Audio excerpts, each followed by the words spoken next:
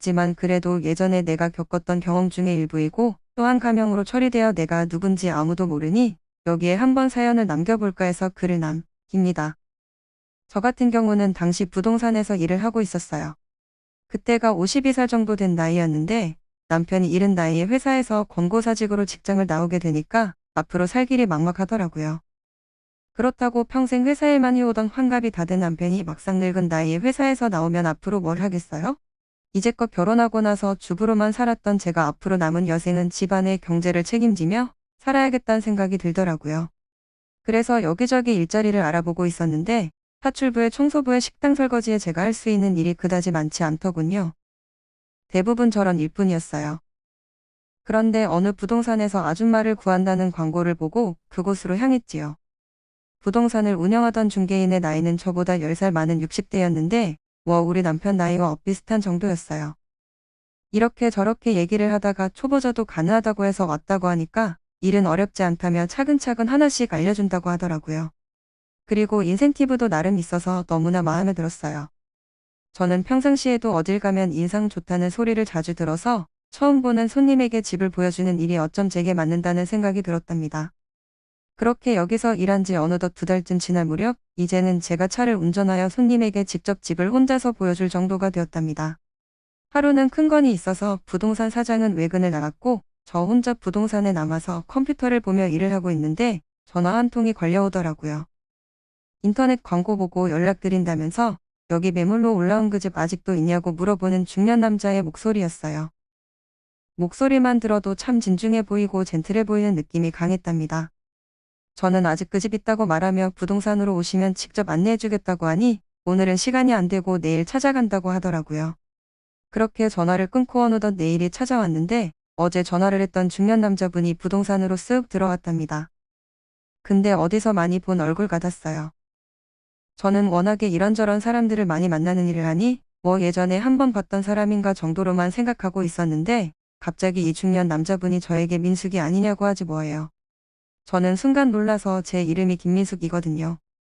그래서 누구신데 제 이름을 아냐고 하니까 저보고 그대로라면서 나이만 먹었지 아직 그대로라며 반가워하지 뭐예요. 그러고 보니 이 남자 어디서 많이 봤다 생각했는데 알고 보니 오래전 제 첫사람의 친구였답니다. 그러니까 제가 사랑했던 남자의 절친한 친구가 우연히 제가 일하는 부동산으로 온 거였어요.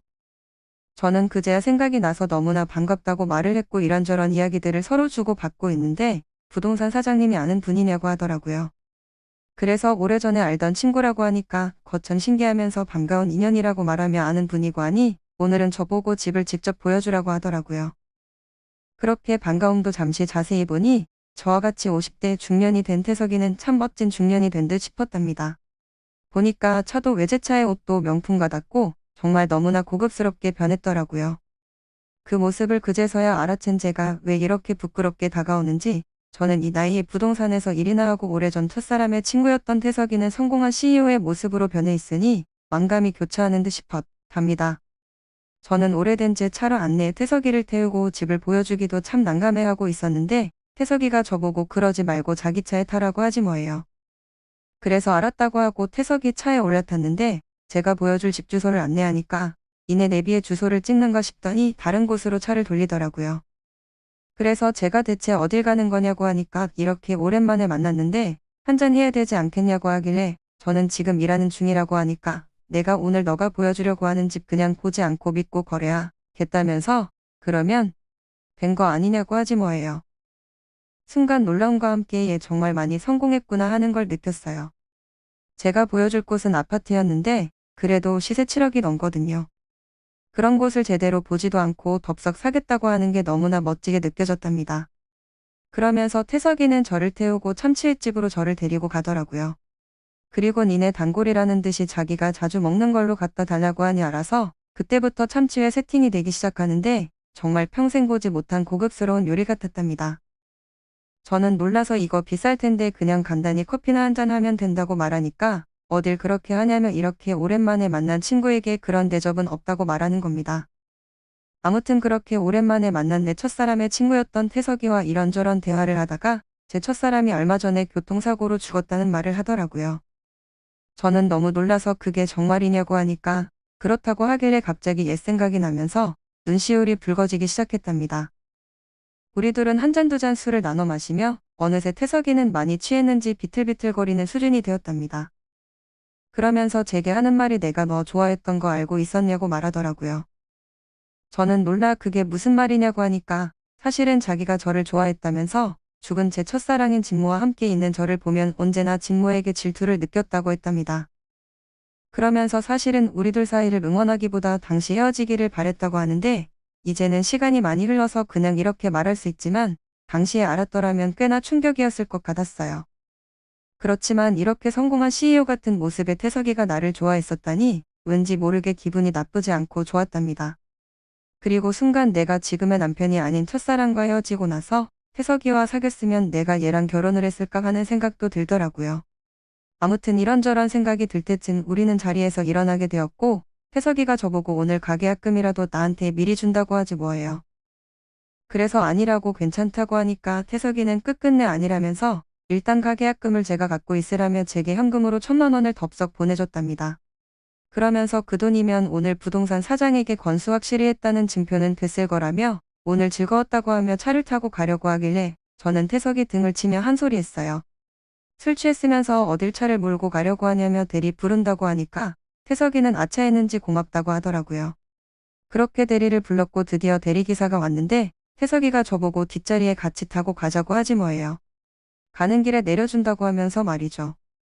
그렇게 해서 태석이 차 뒷좌석에 태석이와 나란히 가고 있는데 태석이가 하는 말이 아까 보여주려던 아파트 지금 이 근처 아니냐며 그냥 지나가는 길에 한번 볼까 라고 하더라고요.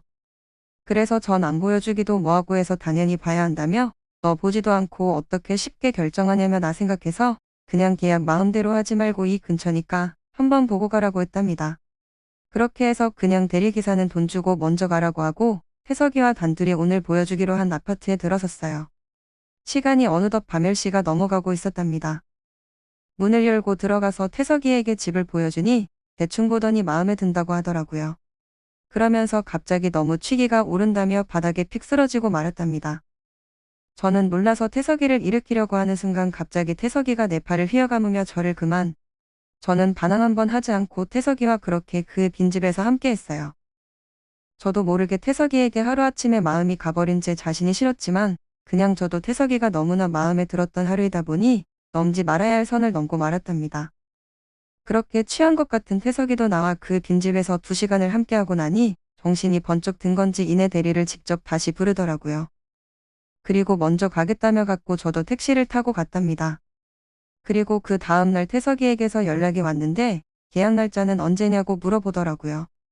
그래서 언제가 좋겠냐고 하니까 내일도 가능하냐고 하길래 지금 빈집 상태니까 내일도 가능하고 당장 입주도 가능하다며 빠른 입주 원하냐고 물어보니 자기가 살 집이 아니라고 하더라고요. 그럼 그 집 누가 사는 집이냐고 물어보니 갖고 있다가 필요하면 가끔 쓰려고 한다고 하지 뭐예요. 그리고 얼마 뒤 태석이는 그 집을 계약했고 가끔 저를 그 집으로 불렀어요. 그리고 저와 함께 많은 시간을 보냈답니다. 남편은 제가 좀 수상했는지 대체 부동산 일은 언제 그만두라고 하지 뭐예요. 그래서 전 일 돈도 많이 벌고 좋다고 말하니까 자신이 다시 일 시작한다며 그만두라고 말하지 뭐예요.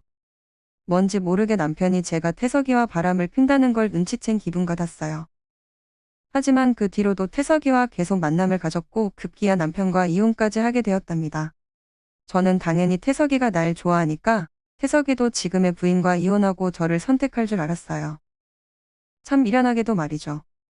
하지만 태석이는 예전에야 절 좋아했을지 몰라도 지금은 절 단순히 이렇게 데리고 놀다가 버리는 상대로 생각한 듯 싶더라고요.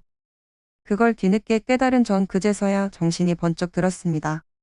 그리고 더 이상 태석이와 만나지도 않았고 태석이도 더 이상 제게 연락을 하지 않았답니다. 남편은 늦은 나이에 다른 여자랑 재혼했고 저도 지금 재혼해서 살고 있어요.